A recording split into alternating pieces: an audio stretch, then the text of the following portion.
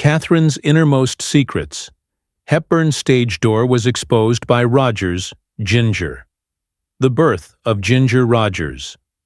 On July 16, Virginia Catherine McMath, Independence, Missouri, 1911. Born mostly in Texas's Fort Worth, Ginger was exposed to the realm of early exposure to the performing arts. Her Layla Rogers was a newspaper employee, journalist, screenwriter, and eventually a film producer who was instrumental when overseeing and directing her daughter's profession. Following a Charleston dance victory, Ginger started touring when she was 15 years old. The circuit, for vaudeville, which offered her with the stage and training experience that would be beneficial to her in the upcoming years. She quickly went into musical theater before switching to film, first putting minor portions in early talkies. Roger made a breakthrough when she was cast in the early 1930s, the iconic movie 42nd Street, 1933 song that helped her become national pay attention. But her biggest celebrity originated from her partnerships with Fred, starting with Flying Down, Astaire Rio in 1933. They had an electrifying chemistry, and their flawless performances blended athleticism, elegance, and manifestation of emotion. Throughout the following, over a number of years, the two appeared in 10 vintage RKO musicals, in all such as Top Hat, 1935, Shall We Dance, and Swing Time, 1936, 1937, enthralling viewers with their complex routines and indisputable screen rapport. The reasons behind Ginger Rogers' contribution was so important that she was more than just a decorative equivalent. Up a staircase, she was on par with him. Actually, the common expression, "She did everything he did," but in reverse and with high heels, came to be associated with the "she contributed her strength and expertise to their dances." Her capacity to blend elegance built with grit, lightness, and labor. She is more than just a dancer. She is a real artist. She demonstrated that grace and endurance could coexist with women, and that could fetch as much in Hollywood. Praise and recognition as their masculine counterparts. However, Rogers was far more than a dancer. She showed a wide variety as an actress and gained recognition in dramatic and humorous responsibilities that are similar. She was the most adaptable. As demonstrated in Kitty Foyle, 1940, she took home the Best Academy Award. Actress. The position enabled her to demonstrate depth of feeling and realistic depiction of the working-class lady, balancing freedom and love. This performance cemented her renown as one of Hollywood's top ladies and shown her ability to carry a film by herself. During the 1940s and 1950s, Rogers kept a successful cinema career, making appearances in several jobs that shone her aptitude to adjust and change in response to the periods. Movies such as 1942's Roxy Hart, 1942's The Major and the Minor in 1952's Monkey Business emphasized her hilarious timing even more, and impressive chops. She also went back to the stage, such as performances in productions on Broadway and on tour, and thereafter worked in television, demonstrating her lasting significance in the entertainment industry sector. Rogers persisted in acting in both dramas and musicals, working together with well-known celebrities like Cary Grant, David Envin, and James Stewart. Her filmography grew to encompass a broad genres, ranging from screwball comedies from romantic comedies to socially aware movies. As she grew older, she also adopted the Broadway stage, starring productions like Dolly, Hello, and Mayme, proving her timeless charm and aptitude. Apart from her creative accomplishments, Ginger Rogers gained notoriety for her moral character, professionalism, as well as the power of personality. Dedicated to Christianity and a political conservative, she insisted her principles all of her life, even when they disagreed with the dominant Hollywood feelings. She was incredibly devoted to her family, particularly her mother was her most trusted confidant and advisor. In spite of a number of divorced couples' unions, Rogers stayed strong and independent, overseeing her own career and money judgments with dignity and wisdom. Officially, Ginger Rogers retired from in the late 1960s, but continued to involved in theater, public appearances, through the 1980s, as well as television. Her autobiography, My Story, Ginger, released in 1991, offered a personal examine her life and work, providing openness about the difficulties and victories she achieved as a woman getting about in the male-dominated field of amusement. In addition to being an artist, Ginger Rogers was respected for her poise, intelligence, and autonomy. She has a strong spiritual side, woman who is deeply morally minded and a feeling of honor that molded her both personal and professional lives. She frequently selected roles that represented strength, moral character, and discrimination regarding her endeavors, never making concessions her ideals for celebrity. Off-screen, she was renowned for her kindness, sensibility, and humor, and long-lasting connections with other celebrities, such as Lucille Ball and B. Davis. Ginger Rogers, among the most famous actresses in Hollywood and dancers, went through a difficult and frequently unstable personal life, especially regarding her romantic connections. Throughout her life, Rogers also 5 marriages and divorces. In spite of, through all of her marriages, she never had children, a condition that would eventually result in her to consider her life using a combination of acceptance and longing. Even though she had a lively and prosperous on-screen career, her personal life frequently had a different tale to tell, one defined by fleeting couplings and emotional ups and downs, as well as a quest for long-term friendship that was still elusive. Rogers' marriage adventure started early in life. On 29th of March, 1929, when she was only 17, she first married. Her spouse was the vaudeville performer Jack Pepper. Performer and her partner in dance at the moment, Edward Jackson Cole, was born. Pepper was a gifted entertainer. Alone, as well as the young couple, shared a love of dance and music, whatever brought them together in the first place. But their union turned out to be brief. Even if they are young zeal and standard professional interests, they split up quickly following the marriage and the union's formal dissolution, divorced in 1931. This young marriage began when Rogers remained on the verge of perhaps adulthood, was an early evidence of her difficulty balancing intimate relationship with the requirements of her emerging profession. In 1932, not long after following her separation from Pepper, Rogers started dating well-known movie star Mervyn LeRoy, producer and director who would later influence Hollywood history with movies such as Random Harvest and Little Caesar. Their relationship, yet it never ends in marriage, was noteworthy enough to attract public awareness. But in the end, it concluded with both parties allegedly concurring that their lives were going in separate paths. In spite of their split, Rogers and LeRoy kept up a close and lasting friendship spanning more than 5 decades until 1987, when LeRoy passed away.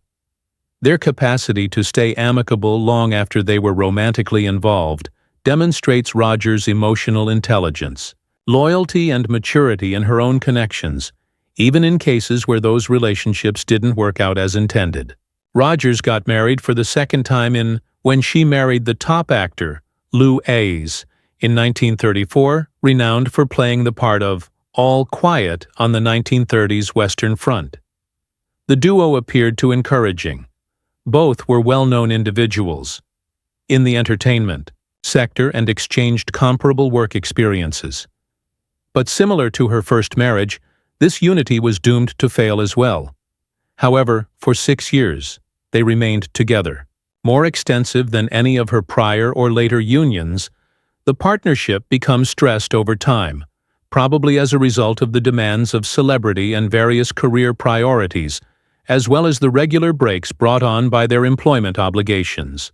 They split in 1940, ending what many people had anticipated being a stable and enduring collaboration. At the height of World War II, in 1943, secondly, Rogers wed her third spouse, Briggs, Jack. An attractive and patriotic United States Briggs, a Marine, introduced a novel type of arrival in her life, one that in contrast to her earlier performance business associates. Their union took place during a period when the nation was enmeshed in the war. Enthusiasm and a number of Hollywood celebrities were participating in initiatives that improved morale among the soldiers. Rogers herself had participated in USO and war bond drives excursions. Even though the union began with tremendous hope, it slowly fell apart, perhaps as a result of the difficulties of getting used to civilian life following the conflict and the enduring demands of Rogers' career in movies. The pair got divorced after 7 years of dating in 1950. 1953, Rogers started what will eventually become one of her most frequently discussed marriages when she married the lovely Jacques Bergerac, an actress from France who was 16 years old junior. They had first connected when Rogers was traveling to Paris, and their hectic romance soon became the focus of preoccupation with tabloids. Bergerac wasn't merely an aspiring actor. Additionally, he was a French-trained attorney. Motivated by Rogers and enthralled with the charm of he made the transatlantic Hollywood relocate to the U.S. and started a work in the motion picture industry. Partly Rogers' contacts helped. Their marriage attracted notice for its cultural diversity and for the significant age gap between the two. Despite all of the glitz and glamour that their connection, underlying problems, appeared shortly after. The shift of Bergerac into there were differing reactions to the Hollywood scene. Achievement, as well as the stresses of living in, perhaps Rogers' powerful shadow, took a strain on the union. They got divorced in 1957, following 4 years of dating. Rogers' director was the subject of the sixth and last marriage, and William Marshall, the producer. The pair married in 1961, and for a while their collaboration seemed to be stable. Promise, particularly as they set off on a collaborative artistic endeavor by establishing a film production business situated in Jamaica. But this time in her life was characterized by rising instability. The battles Marshall had with alcoholism caused conflict in their partnership, as well as their professional cooperation endured the stress of financial mismanagement and challenges. The breakdown of their Not only did the production company cope with a significant setback to Rogers' aspirations as a producer, but additionally contributed to the final dissolution of their union. They ended in 1970 after getting divorced. What would be her last effort to married life? During the heyday of Hollywood, very few movies depicted the unfiltered ambition and the intricate emotional dynamics of Stage Door is a favorite among budding actors. 1937. Gregory Lava served as the film's director, assembled a remarkable group of Katharine Hepburn and Ginger lead the cast, Ann Miller, Lucille Ball, and Rogers. However, beneath the acerbic conversation, strong performances, as well as a sparkling studio lights revealed an intriguing collection of anecdotes from behind the scenes, many of which later made public by Ginger Rogers herself, providing historians and admirers with a look at the drama in real life that took place outside the camera. Ginger Rogers is already well known because to her renowned dancing partnerships with Fred Astaire assumed Jean's post. Maitland is an independent, tough-talking young lady, attempting to succeed in the competitive theater industry. In contrast to her glitzy musicals, such Stage Door called for a different kind of performance, realistic and emotionally grounded, and frequently impromptu. Rogers subsequently discussed how distinct this movie felt different from her typical output. Saying that it's a welcome change of pace, it enabled her to investigate her dramatic range in a manner she had never experienced. Among Rogers' most unexpected secrets discussed was the distinctive direction Gregory Lava's style. Well known for his using an improvisational style, Lava urged the actors to include lib, and frequently made last-minute changes to scenes. This resulted in an exceptionally vibrant and genuine cadence in the conversation, particularly in situations where several of the actresses were talking over one another. An innovative method at the moment. According to Rogers, the haphazard approach first made the cast, but eventually facilitated their bonding and create performances that had a genuine feel and spontaneous. She claims that one of the movie's most memorable lines weren't even in the script. They appeared naturally during the rehearsal or filming, demonstrating the faith Lava put in his actors. Ginger as well showed the difficulties and friendship that comes from collaborating with Hepburn, Katharine, who portrayed the Terry is, an affluent but emotionally sensitive person. Randall. Despite rivalry rumors several years, Rogers consistently maintained that they were respected in their field, for each other, but she acknowledged that their personalities were incapable of being more dissimilar. Hepburn's an intellectually detached manner clashed at moments when Rogers' more realistic and relaxed disposition. However, this disparity nicely displayed on the screen, generating a strain of electricity between their characters, which improved the movie. Possibly one of the most poignant Rogers provided some behind-the-scenes stories. Included Anne, who was 14 at the time, Miller, who misrepresented her age in order to get the function of a boarder in theater boarding home. Rogers placed Miller under her wing, giving counsel and support as she made her way through the demands of a big-budget movie production for initially. Years later, Miller gave Rogers credit for being a wellspring of motivation and kindness in the early years. The young person reminded Ginger of herself. Dancer, driven, enthusiastic, and full of undeveloped talent, and she made it her goal to shield her in an unjust world. Always tolerant.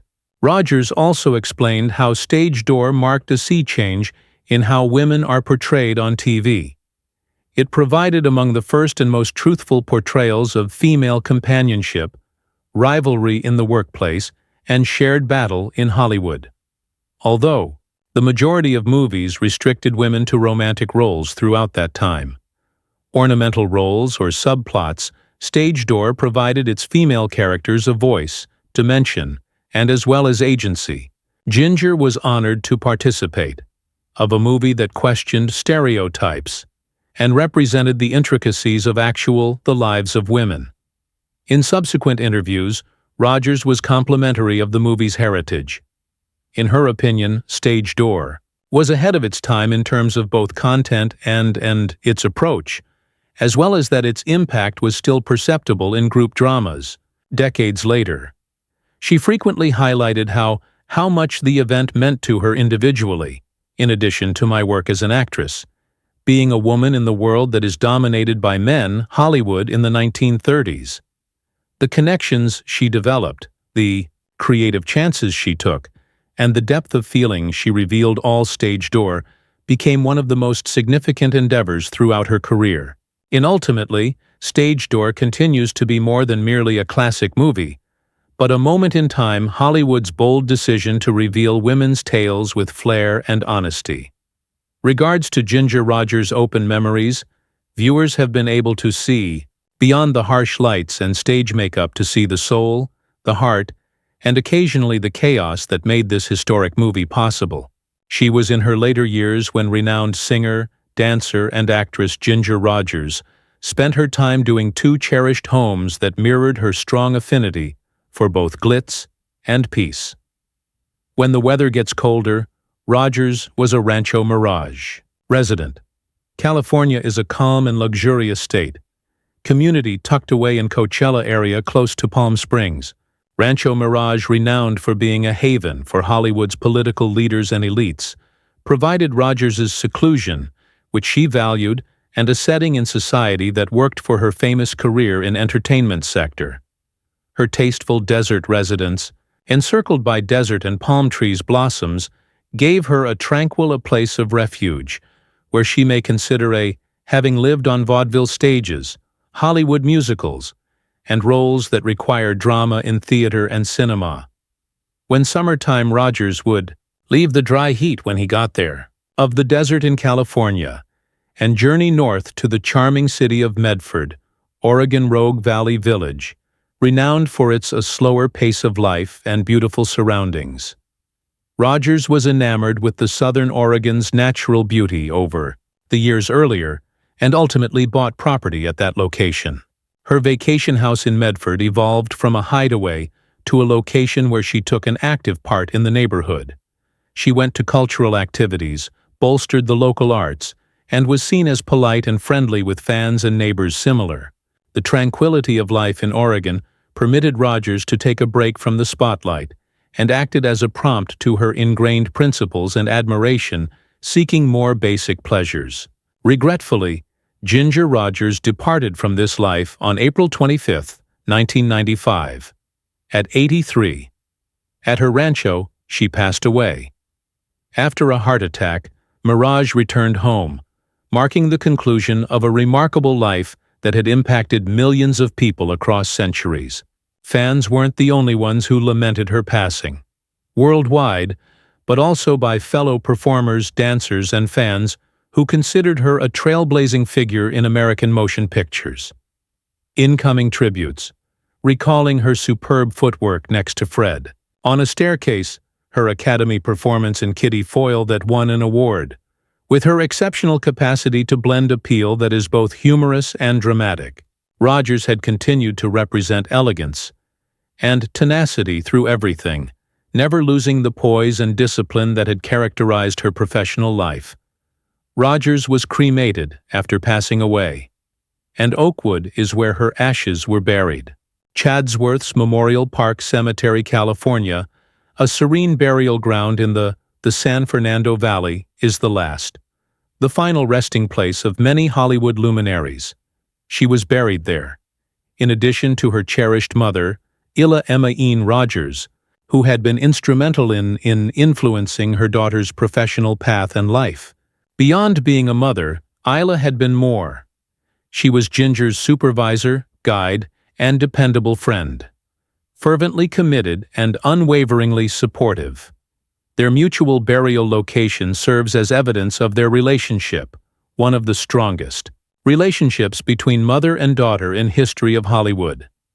Guests at the graveyards frequently place flowers or stop in reflecting at their marker, making a payment honoring the remarkable woman who contributed to defining the heyday of Hollywood.